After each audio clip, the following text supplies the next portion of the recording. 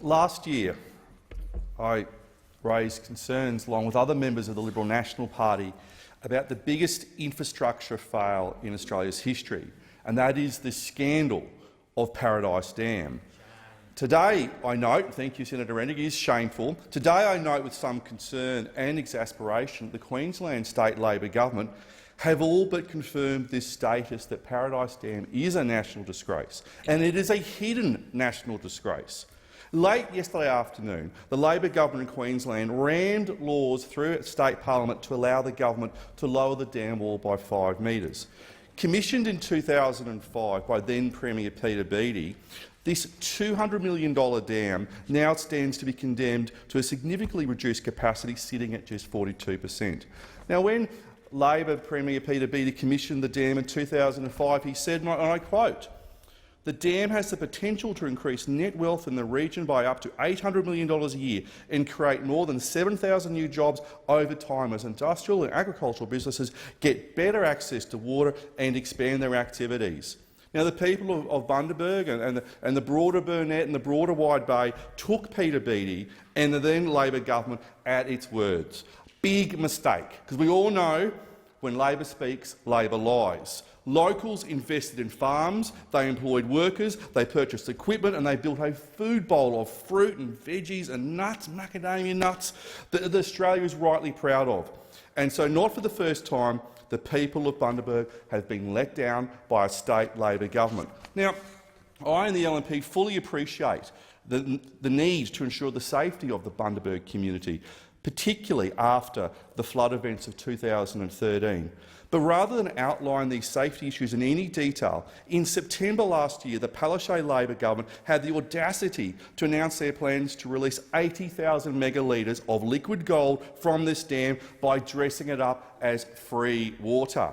In the same press release, the chairman of the dam's operator, Sunwater, said they would seek tenders by November 2019 with a view for works to start by May 2020 to lower the dam spillway by 5 metres. Since then, the Palaszczuk Labor government has reportedly flushed away 105,000 megalitres of water from this dam during one of the worst droughts in record. They've flushed water out to sea during one of the worst droughts in the history of Australia. In the face of such difficult news, local farmers of the Bundy fruit and veggie growers didn't undertake mass demonstrations on George Street. They didn't glue themselves to pedestrian crossings. They didn't riot in the streets. They sought out an international expert with more than 50 years' experience in geotechnical and civil engineering, safety evaluation and rehabilitation of dams, Dr Paul Rizzo, to provide an independent report into future options for the dam. Bundy Fruit and Veggie Growers Managing Director Bree Griemer is pleading with Labor politicians in Brisbane to make decisions about Paradise Dam to keep the community safe and for the dam to remain at full capacity. Bree told the local newspaper, Bundaberg News and Mail, "We need Paradise Dam to remain at full capacity to support future growth and economic development of this thriving regional community." But yet again, it appears that the Queensland Labor government is determined to shift the goalposts and condemn Bundaberg's agriculture industry.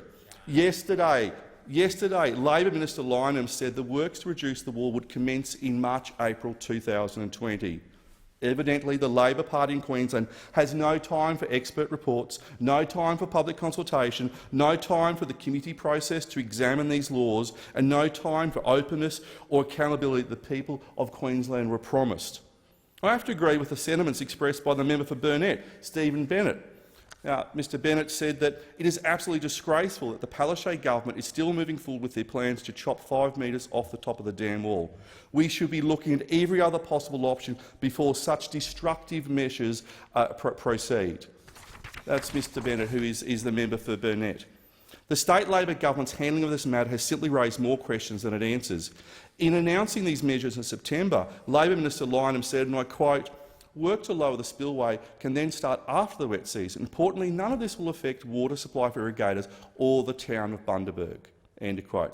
Yet days ago, the same minister told the Bundaberg Newsmail Sunwater is also investigating alternative water supply options, especially for irrigators. In September, Minister Lynham said Building Queensland would assess and report by February on options to ensure water security for the region for future economic growth and to maintain community safety. Minister Lynham seems to be saying a lot of things, and they're certainly inconsistent. Yesterday, Bundaberg Mayor Jack Dempsey said he was bewildered by the rush of the state government to lower the spillway in the next few months, and asked why can't the government wait for the findings of their own inquiry and their advice from Building Queensland? A sensible question to ask. Last year, I joined my federal colleagues, Keith Pitt, Ken O'Dowd, Senator Scarr, Senator Reddick was also supportive in supporting Deb Frecklington, the leader of the Liberal National Party, and local MP Stephen Bennett, David Batt, Colin Boyce and Ted Sorensen in their call for a full parliamentary inquiry into Paradise Dam to establish how this monumental failure occurred in the first place. Remember, this is a $200 million infrastructure fail. It is the biggest infrastructure fail in the history of Australia. In late November, the Palaszczuk Labor government was dragged kicking and screaming to establish such an inquiry. The Queensland government's record on protecting threatened species is well established, and it will appear these efforts are ongoing, with reports in today's Australian newspaper that the general manager of Burnett Water, which was engaged to build the dam, Graham Newton, now heads construction of the $5.4 billion Cross River Rail project in Brisbane. Now, there is a protected species racket going on here. And I'm not talking about hairy, three-legged blind frogs. I'm talking about gender-neutral slugs. I'm talking about Peter Beattie. I'm talking about Graham Newton. There is a massive cover-up going on here. Someone who oversaw the failure of Australia's largest infrastructure failure is now managing a $5.4 billion infrastructure project in Brisbane. Worse still, in light of the law's rush through Queensland Parliament yesterday, it appears by the time fruit and veggie growers and local residents impacted by these decisions have the chance to front the Palaszczuk government's inquiry in Bundaberg in March, works will already be underway to tear down the dam wall. The Palaszczuk Labor government needs to stop insulting the wide-based farmers and start listening to them. Labor are not only not building dams in Queensland, they're reducing dams, like Rookwood, in terms of a proposal to reduce it by 25%, or they are tearing down existing dams, like in Paradise Dam. Two-thirds of Queensland is currently drought-stricken, and yet we have a state Labor government who are not building dams or tearing down walls. Paradise Dam is the greatest infrastructure fail in the history of Australia, but because it's in Queensland, because it's in regional Queensland, the people in Sydney, the people in Canberra, the people in Melbourne, the press gallery upstairs don't notice it. If this was in the magic triangle of Sydney, Melbourne and Canberra, it would be on the front page of every newspaper in the country. But not a bo-peep. Not a bo-peep from the Labor Party about this, not a bo-peep from anybody else.